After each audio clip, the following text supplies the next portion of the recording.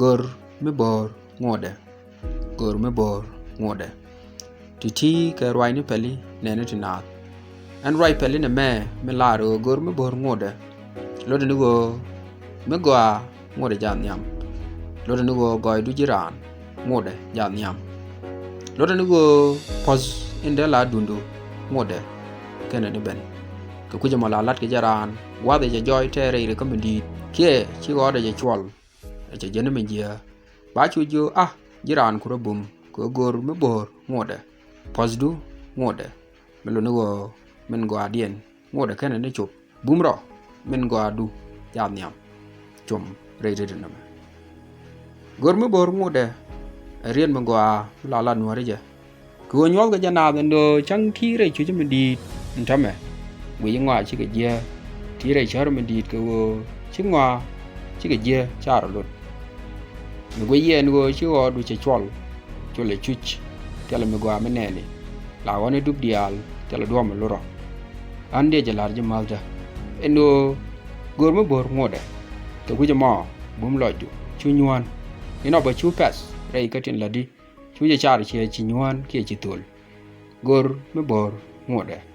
ko ku je mo ande je lar je ne en gor me bor chala ngode long gor me bor che tyak du no men char men tere char du me la gor jen che tyak ko ku je mo a tim re char du no tama tire chu je mendi tire jwas tire re ka tire bas tire kur ino ti dial chi kan wan re te ka du tel ma gwa menene tel jog ma gwa mi linge tel maz ma gwa mi chumje de jalat je gor mi bor che ta ka te du ka ku jama a chu bre chara du eno gor mi bor che ta ka te du bum ra du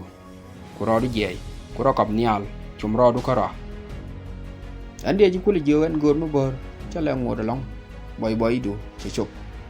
gor mi bor che ta ka chura pesba bi teudu bi chu me ga che jia mi bor jam nyam me la goidu chura le pes jang tire chu mendi ti rom gan ti re duel gor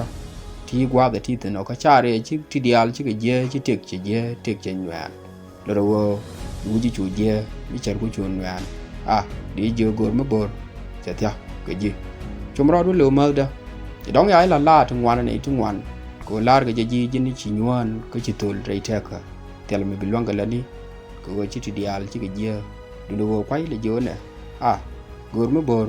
che tya ko ro du chum bum ro du ye ro du nyok ko lo ni teka chung ni ke chop ku dang raw lo ni lat lo ni re la du men nga ji ra ku bo ma nyok ko jamo